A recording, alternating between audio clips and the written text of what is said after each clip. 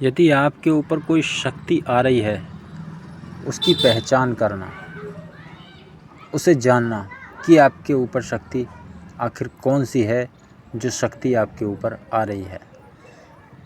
देखिए, साधक और भक्त अपने इष्टदेव को मानते हैं और पूजा करते हैं, लेकिन उनसे अलग भी शक्तियाँ कुछ आ जाती हैं जो ये जानना और पहचानना बड़ा मुश्किल हो जाता है।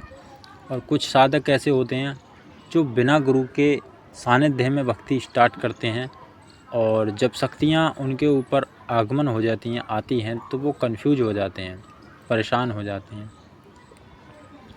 कि वो कैसे पहचान करें कि हमारे ऊपर कौन सी सवारी आ रही है, कौन सी शक्तियाँ आ रही हैं। और कुछ शक्तियाँ ऐसी होती हैं जो बोलती हैं और अपने साधक को, अपने भक्त को, अपने पूजने सेवक को बता देती हैं, परंतु कुछ शक्तियाँ ऐसी होती हैं जो बता नहीं पाती हैं। मनुष्य का शरीर एक जैसा नहीं होता है, हर मनुष्य का शरीर, तो किसी के शरीर में कोई ना कोई ऐसे बंधन लगे हुए होते हैं, तो शक्तियाँ तो आती हैं परंतु शरीर खेलता है आपका, सर हिलता है आपका, आप शक्तियों की तरह एक्टिंग करते हो।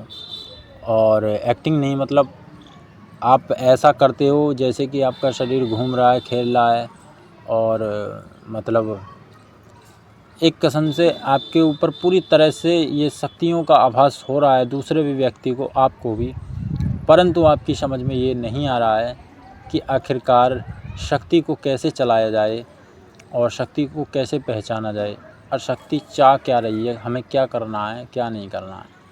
तो ऐसे में आप बहुत ज़्यादा परेशान हो जाते हो, बहुत दुखी हो जाते हो, और फिर आप कोशिश करते हो कि हमें कोई गुरु मिलें और हमें ये बताएं कि हमें क्या करना चाहिए, क्या नहीं करना चाहिए। अब 10 लोगों के पास गए, 10 लोगों ने अलग अलग ही चीज़ बताई है आपके ऊपर और अलग अलग ही प्रक्रिया बताई हैं। ऐसे में आप भी कंफ्यूज हो जाते हो कि हम क्या करें, क्या ना करें, समझ में नहीं आता। देखिए, घबराएं नहीं, परेशान नहीं हों।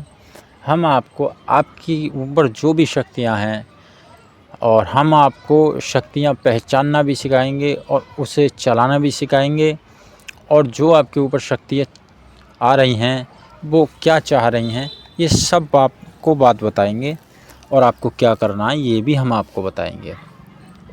यदि आपके ऊपर कोई भी सवारी आ रही है, देखिए, सबसे पहले आपको क्या करना है, अपने मन ही मन में, केवल अपने मन ही मन में आपको ये ध्यान करना है, आपको ये पूछना है, पहले अपनी बात करनी है एकांत में जाके अपने पूजा के स्थान पर बैठकर, कि जो भी शक्तियाँ मेरे ऊपर सवारी कर रही हैं, आ रही हैं, पहले उनको मैं हाथ जोड़ के नमन करता हूँ और उनका मान सम्मान करता हूँ। आप जो भी शक्तियाँ हैं मेरे ऊपर सवारी कर रही हैं, मैं आपसे एक बात कहना चाहता हूँ, आपको यही बोलना है जो मैं आपको बता रहा हूँ, कि मैं आपसे एक बात कहना चाहता हूँ कि गुरु भी आप हो और शक्ति भी आप हो, देव भी आप हो, परंतु मैं कुछ नहीं हूँ।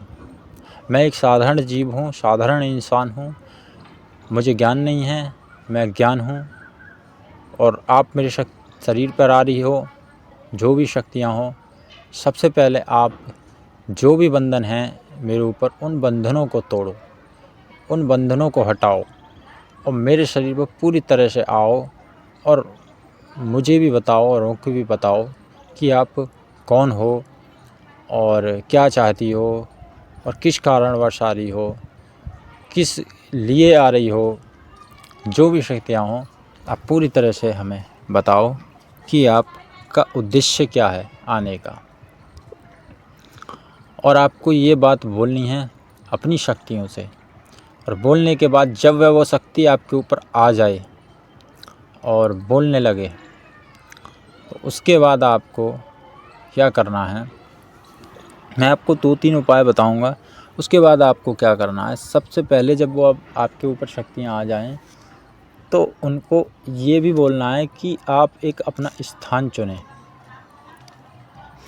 मेरे शरीर पर बार बार आने की प्रयास ना करें, और एक टाइम क्रिएट करें, सुबह को या शाम को, हर टाइम नहीं आएँ।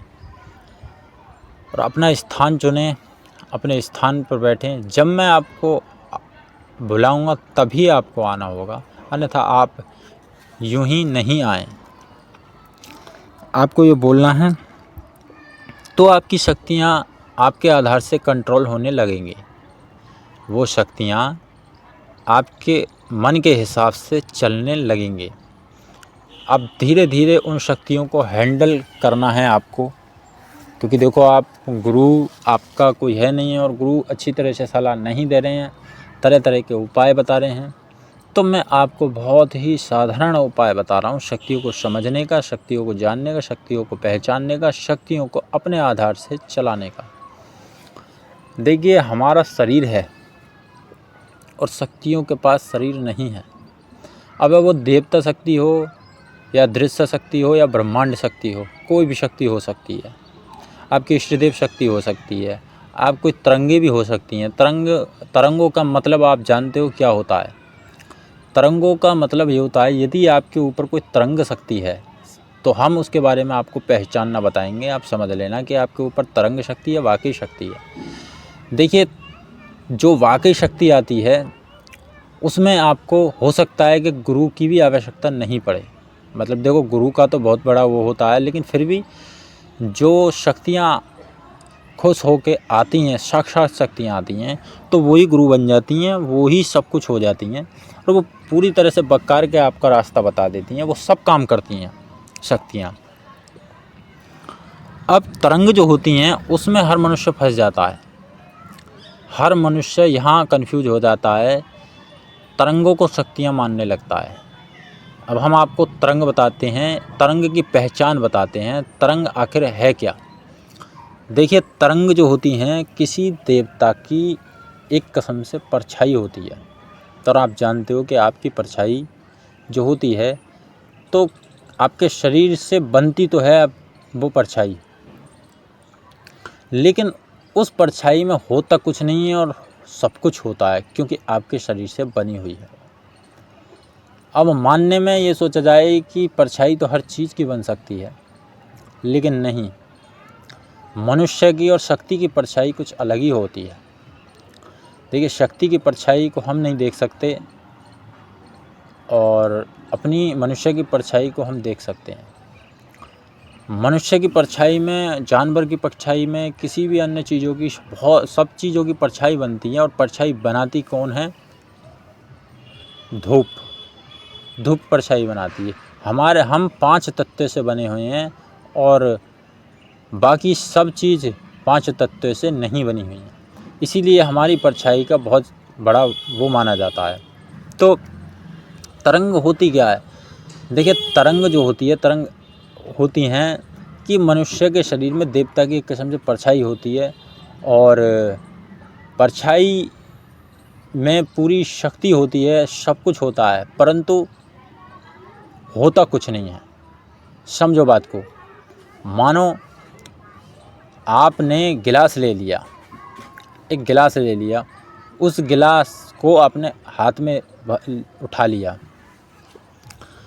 अब गिलास एक किस्म से परछाई मानो, तो आप क्या करोगे? सबसे पहले उस गिलास में आप पानी भरोगे और पानी भरोगे जब जाके आपकी प्यास बुझेगी।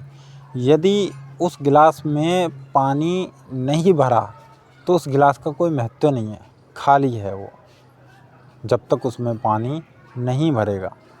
पानी भरने के बाद जब पानी आप पियोगे तभी आप समझोगे, मानोगे कि भाई मेरी प्यास बुझ गई, अब मेरे शरीर में पूरी तरह से पानी काम करने लगा है।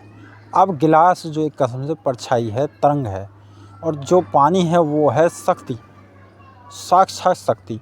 जब तक वो शक्ति पूरी तरह से आपके शरीर में नहीं आएगी तब तक आपका कोई भी महत्व नहीं है शक्ति को चलाने का। जब आपके ऊपर शक्तियाँ आ जाएंगी पूरी तरह से, तरंग क्या होती है? देखो, तरंग होती है कि सबसे पहले आपको तैयार करती है। तरंग आभास कराती है कि मैं शक्ति अब आने वाली हूँ।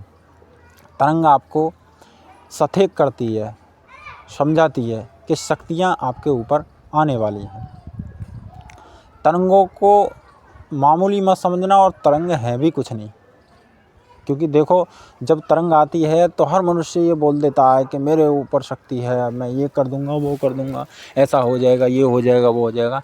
लेकिन होता है सब कुछ, मतलब कि बोलते तो हो आप, लेकिन वो शक्तियाँ होती कुछ नहीं। यदि आप किसी के ऊपर हाथ धरो, किसी के ऊपर कुछ करो, तो कुछ हो के तो हो भी जाता है।